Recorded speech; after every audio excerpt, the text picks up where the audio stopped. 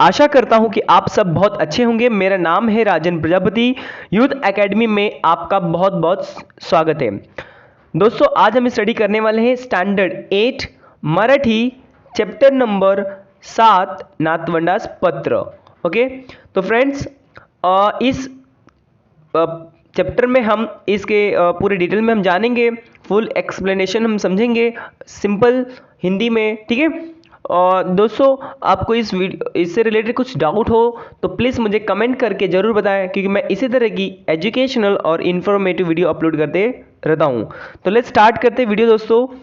First यहाँ पे हम इसके देखेंगे इनका परिचय। ठीक है, नंदू नाटेकर। ठीक है, इन्होंने ये लिखा है, नंदू नाटेकर 1933 हे भारताचे माजी बॅडमिंटन राष्ट्रीय विजेते आहेत, और ये देश के अपने भारत देश के फॉर्मर बॅडमिंटन प्लेयर भी है, विजेता भी है। ठीक है, नाटेकर यांनी भारतासाठी 15 वर्षांच्या कारकिर्दीत 100पेक्षा अधिक राष्ट्रीय आणि अंतरराष्ट्रीय पुरस्कार मिळवले आहेत, और इन्होंने 15 साल की उम्र में ही अपने देश के लिए 100 से अधिक, ठीक है, राष्ट्रीय और अंतरराष्ट्रीय पुरस्कार इन्होंने जीते। त्यांनी एकूण 6 वेळा मॅच, ठीक आहे, 6 वेळा मॅच सिंगल नॅशनल चॅम्पियनशिपमध्ये मॅच डबल नॅशनल चॅम्पियनशिप मिळवून एकूण 6 वेळा आणि मिश्र दुहेरी राष्ट्रीय स्पर्धेत 5 वेळा विजेतेपद मिळवले आहे। इन्होंने 5 बेर, ठीक है, 5 टाइम्स इन्होंने क्या किया, डबल बैडमिंटन होता है उसमें इन्होंने मेडल दिला है। ठीक है, इसको 1961 मध्ये त्यांना अर्जुन पुरस्काराने सन्मानित करण्यात आले आहे, और इनको अर्जुन पुरस्कार से भी सम्मानित किया गया है। जो अच्छे खिलाड़ी होते हैं, जो अच्छे स्पोर्ट्समैन होते हैं, उनको अर्जुन पुरस्कार दिया जाता है। ठीक है, प्रस्तुत पाठामध्ये लेखकाने निसर्ग सान्निध्यात गेलेले समृद्ध बालपण, बॅडमिंटनची आवड आणि सातत्यपूर्ण परिश्रम आणि यातून संपादित केले उज्ज्वल यश या गोष्टीविषयीचा संवाद पत्र रूपाने आपल्या नातवंडांशी साधला आहे। ठीक है, अपने बच्चों के साथ जो है उनको बताने की कोशिश की है। प्रस्तुत पाठ आजी आजोबांची पत्रे या पुस्तकातून घेतला आहे, और ये जो पाठ है इनकी पुस्तक जो है आजी आजोबांची पत्र या पुस्तकातून घेतला है, उसमें से लिया गया है। ठीक है, तो दोस्तों देखिए, इन्होंने अपने पत्र लिखा है, नातवंडांचं पत्र लिखा है। प्रिय उद्धव, मेघा, मिहिका व जान्हवी, ठीक है, अनेक आशीर्वाद उन्होंने लिखा है। उन 4 उनके बच्चे हैं जो दिखा रहे हैं। चौघांबरोबर कितीदा तरी मनात येते की तुमच्या शोघांबरोबर बसून तुमच्याशी मनसोक्त गप्पा माराव्यात। और क्या होता है, सोचते हैं कि कितने बार सोचते हैं कि आप चारों के साथ बैठ के, ठीक है, मनसोक्त गप्पा मारव्यात। मनसोक्त मतलब मन भर के आपके साथ बातें करनी है। ठीक है, मी माझे बालपण कसे घालवले ते तुम्हाला सांगावे। मैं अपना जो बालपण है, जो जब मैं छोटा था तब मैं किस तरह पूरा बिताया, ये मैं आपके साथ साझा करना चाहता हूँ। माझे शाळा कॉलेजातले दिवस कसे होते, मेरे स्कूल मेरे कॉलेज के दिन कैसे थे ते सांगावे, आणि पुस्तकातून मित्राकडून व शिक्षकांकडून मी काय काय आणि कसे कसे शिकलो ते सांगावे, आणि सगळ्यात महत्त्वाचे म्हणजे माझ्या आई वडिलांकडून, तुमच्या पणजी पणजोबाकडून ज्यांच्या मायेतून मी काय शिकलो हेही तुम्हाशाही बोलावे। वो कहते हैं कि मैंने स्कूल में, कॉलेज में अपने मित्रों से, शिक्षकों से क्या क्या सीखा है, सब कुछ आपके साथ साझा करना चाहता हूँ, और साथ में आपके माँ बाप जैसे आई वडिलांकडून तुमच्या पणजी पणजोबा बाबा, ठीक है, मतलब दादाजी और दादी जी से भी क्या क्या सीखा है, ये सब तुम्हारे साथ साझा करना चाहता हूँ। पण प्रत्यक्षात तुमच्याशी बोलताना मोकळेपणाने मनासारखे बोलता येतेच असे नाही, म्हणून वाटले की तुम्हाला हे पत्र लिहावे, और तुम्हारे साथ ये जितने प्रत्यक्ष डायरेक्टली सब कुछ मैं बोल पाऊँ ऐसा मतलब मनासारखे बोलता येतेच असे नहीं, है ना, जैसे मन के साथ जैसा अपना मन करता है बोलने के लिए वैसा बोल पाऊँ ऐसा होता नहीं है। इसलिए सोचा कि मैं तुम्हें पत्र के साथ के द्वारा लिख करके सारी चीज़ें बताऊं, ठीक है। मी शिकायला सांगलीला होतो, ठीक है।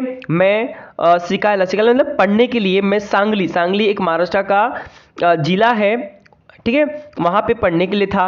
सांगली हे महाराष्ट्रातलं एक गाव आहे, ठीक है, और वहाँ पे सांगली एक छोटा सा गाव भी है, ठीक है।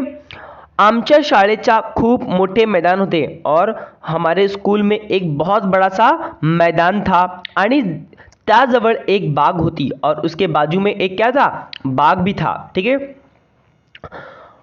आम्ही तिथे मनसोक्त खेळायचो, वहाँ पे बोलते हम एकदम मन भर के वहाँ पे हम खेलते थे, हुंडायचो, बहुत दौड़ते थे, झाडावर चढायचो और पेड़ों पर भी चढ़ते थे। पाऊस आला की त्यात चिंब भिजायचो आणि बारिश हुई तो खूब उस बारिश में भीगना हमें बहुत पसंद था, हम खूप भीगते थे। निदान सुट्टीमध्ये तरी तुम्ही तुमच्या मोठ्या शहरामधून बाहेर पडून थंड हवेचा गिरी स्थानावर किंवा छोट्या गावी गेले पाहिजे। और आप लोग को कहते हैं कि तुम्हें छुट्टी जब मिलती है शहरों में तो आप लोग को गांव में, ठीक है, आना चाहिए और यहाँ पे ठंड हवा जो बहती है उसका लाभ लेना चाहिए। पक्ष्यांचे चिवचिवणे है ना, पक्षी जो चिवचिवाना है, थवे न्हासणे तसेच जंगलातील विविध पशूंचे आवाज ऐकणे हा मोठा मजेशीर अनुभव असतो। और पक्षियों का चिवचिव करना है ना, और थवे नहाने म्हणजे कि कई सारे झुंड देखना जंगली जानवरों का, और वैसे ही जंगली जानवरों के आवाज़ों का आनंद जो होता है वो अलग ही होता है। मोकळे आकाश, खुले एकदम आकाश, वाहती नदी आणि झाडे आपल्यासाठी गमतीच्या नजराना आणत असतात। और जो ये खुले आकाश है, बहती खुली नदियां हैं और पेड़ पौधे हैं, ये हमें बहुत ही एक सुंदर सा नजराना लेकर आती है और इसका हमें मज़ा लेना चाहिए। माझ्या पुरते बोलायचे, ठीक है, तर मी अभ्यासामध्ये काही फार चांगला नव्हतो। मैं अपनी बात करूँ पढ़ाई में तो मैं कुछ खास अच्छा पढ़ाई में नहीं था। मला खेळायला मात्र आवडायचे आणि बॅडमिंटनची आवड मला लहान वयातच लागली होती और मुझे खेलना बहुत पसंद था। और बैडमिंटन की जो आदत है, मुझे जो मेरा पसंद था वो बचपन से ही लग गया। निरनिराले चषक व ढाळी घेतलेले माझे कितीतरी फोटो तुम्ही पाहिले आहेत ना। और अलग अलग प्रकार से चषक मतलब ट्रॉफी लिए और कई प्रकार के फोटो के साथ आपने मुझे देखा होगा ही, ठीक है। सातत्याने परिश्रम करूनच मी विजेता खेळाडू होऊ शकलो। एक कंटिन्यूसली मेहनत करके कोई भी चीज़ कंटिन्यूस मेहनत करने के बावजूद ही, परिश्रम करने के बावजूद ही वो सक्सेस मिलता है, कामयाबी मिलती है। आंतरराष्ट्रीय सामन्यात आपल्या देशाचे मी प्रतिनिधित्व केले, मला अर्जुन पुरस्कार मिळाला। कहते हैं कि अंतर्राष्ट्रीय है ना, इंटरनेशनल लेवल तक ले मैंने अपने देश का नाम रोशन किया और मुझे अर्जुन पुरस्कार भी मिला। तुम्ही कोणता ना कोणता खेळ खेळलाच पाहिजे, तुम्हें कोई ना कोई खेल तो खेलना ही चाहिए, जैसे कि क्रिकेट, टेनिस, बैडमिंटन, असा तुम्हाला जो कोणता आवडत असेल तो खेळ असू दे। तुमको इसमें से कोई भी खेल आपको आता हो वो आपको कोई ना कोई खेल खेलना चाहिए। खेल खेळामुळे आपल्या आयुष्याचा शिस्त होते। खेल खेलने से हमारा जीवन एक डिसिप्लिन में आता है और हमें परिश्रम करने को, मेहनत करने को सिखाता है, ठीक है। अगदी हरावे लागले तरी कसे हरायचे ते खेळ आपल्याला शिकवतात और कैसे अगर हारते हैं हम तो किस तरह हारते हैं, तो ये हमें अपने खेल हमें सिखाता है। जिंकलो तर जिंकण्याचा आनंद ही मिळवून देतात और जीतेंगे तो वो जो खुशी होती है वो भी हमें मिलता है। प्रत्येकाने दररोज काहीतरी व्यायाम केलाच पाहिजे और सभी को रोज ना रोज कुछ ना कुछ व्यायाम जरूर करना चाहिए, है ना। एक्सरसाइज हमें करना ही चाहिए, जिससे कि मला वेळ नहीं ही सबब सांगू नका। और ये जो बात सभी कहते हैं कि मुझे समय नहीं मिलता है, तो ये नहीं कहना चाहिए, ठीक है। ये कितना भी एक्सक्यूज देंगे तो काम नहीं चलता है, हमें समय निकालना पड़ता है। वेळ नाही म्हणून जेवण करायचं आहे रहते का, ऐसा हम कभी सोचते हैं कि समय नहीं है तो खाना खाना छोड़ देते हैं? नहीं, वो तो अपने टाइम पे ही खाते हैं, है ना। दोन्ही जेवणासाठी, है ना, दोनों टाइम कसा बरोबर वेळ मिळतो, दोनों टाइम खाने के लिए देखो बरोबर से हमें समय मिल जाता है, ठीक है। मी म्हणतो ते पटते का तुम्हाला, मैं जो बोल रहा हूं आपको समझ रहा है की नाही, ठीक आहे। जर काहीच व्यायाम झाला नसेल तर आज वयाचा 66व्या वर्षी सुद्धा मला जेवावेस वाटत नाही। और दोस्तों आज अगर व्यायाम मैं नहीं करता तो आज 66 वर्ष इतने साल हो इतने उम्र होने के बावजूद भी मैं एकदम चुस्त और तंदुरुस्त हूँ, ठीक है। तुम्ही जैसे मोठे व्हाल शाळातून कॉलेज जाल है ना, तुम जैसे जैसे बड़े होगे स्कूल से कॉलेज में जाओगे तस तसा तुम्हाला कमी कमीच वेळ राहणार आहे और धीरे धीरे तुम्हें क्या होगा, समय कम मिलता जाएगा क्योंकि तुम्हारे ऊपर जिम्मेदारियां अधिक बढ़ती जाएगी, ठीक है। अब आगे देखिए दोस्तों क्या होता है की पण तरी तुम्ही व्यायामासाठी तास 2 तास काढलेच पाहिजे, लेकिन तभी भी तुमको अपने व्यायाम के लिए जिम के एक्सरसाइज के लिए कम से कम 1 से 2 घंटे जरूर निकालना चाहिए। मग तो व्यायाम खुल्या मैदानातील असो, एखाद्या क्लबातील असो किंवा खास व्यायामासाठीच असलेला जिम मधला असो। अब चाहे वो कहीं पे भी करो, चाहे खुले मैदान में करो या क्लब में हो या किधर भी जिम हो उसमें करो, कहीं भी करो, लेकिन 1 से 2 घंटे आपको जिम प्रतिदिन करना चाहिए।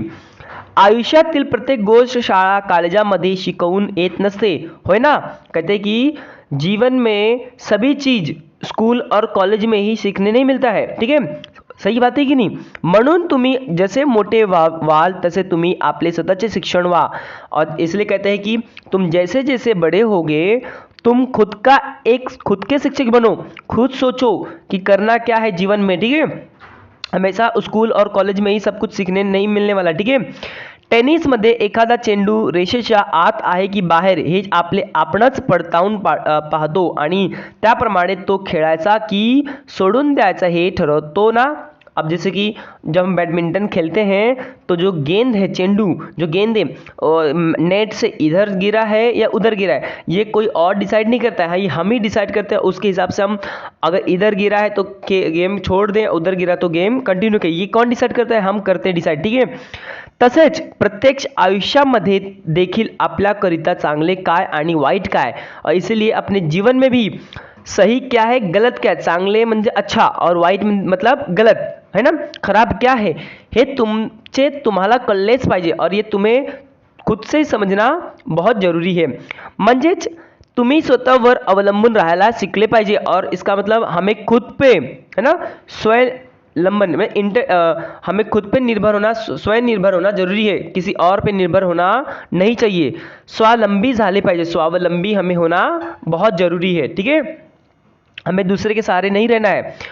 आता आपण तिसऱ्या सहस्त्र काममध्ये प्रवेश करत आहात, ठीक है। जैसे कि संपर्क माध्यमे, दळवणारा आणि संदेश वहनाचा आवाकाही वाढतो आहे। धीरे धीरे दोस्तों आपको पता ही है कि संपर्क, लोग से कांटेक्ट और कई सारे टेलीफोन मीडिया सब सारे मीडिया सोशल मीडिया से हम जुड़ते जा रहे हैं, ठीक है। आता आपल्या घरी बसलेल्या जागी हवी ती माहिती तुम्हाला ईमेल आणि इंटरनेटद्वारे मिळू सकते। और आपको पता ही है कि जो सोशल मीडिया है उसके द्वारा हम घर बैठे ही हमें जो जानकारी चाहिए सब इंटरनेट के द्वारा हमें मिल जाती है। तरी तुमच्या मित्रांशी व कुटुंबाशी असलेला आपला व्यक्तिगत संपर्क तुटू देऊ नका। तभी भी आप, ठीक है, आप अपने मित्रों के द्वारा, ठीक है, मित्रों अपने व्यक्तिगत जो संपर्क है वो टूटने नहीं देना चाहिए। हम तो इंटरनेट के युग में जीते हैं, लेकिन फेसबुक पे हमारे 5000 फ्रेंड हैं, लेकिन निजी जीवन में हमारा कोई फ्रेंड नहीं होता है। तो ये सारा जीवन हमें नहीं जीना है, हमें सभी के साथ संपर्क बना करके रखना है, ठीक है। येत्या सहसत्रासाठी तुम्हाला माझ्या शुभेच्छा और आने वाले सहसत्रासाठी मेरे तरफ से आपको बहुत बहुत बधाई है, ठीक है। सप्रेम तुमचा आजोबा, सप्रेम आपका आजोबा, आपका दादाजी, ठीक है। तो दोस्तों आपको ये वीडियो कैसे लगी मुझे कमेंट करके जरूर बताएं, और क्योंकि मैं इसी तरह की एजुकेशनल और इन्फॉर्मेटिव वीडियो बनाते रहता हूँ। और दोस्तों आपको इस पार्ट की क्वेश्चन आंसर चाहिए तो आपको प्लेलिस्ट में मिल जाएगी, तो जाके वो भी देख लीजिए। और मिलते हैं दोस्तों नेक्स्ट वीडियो में, तब तक के लिए take care and good bye.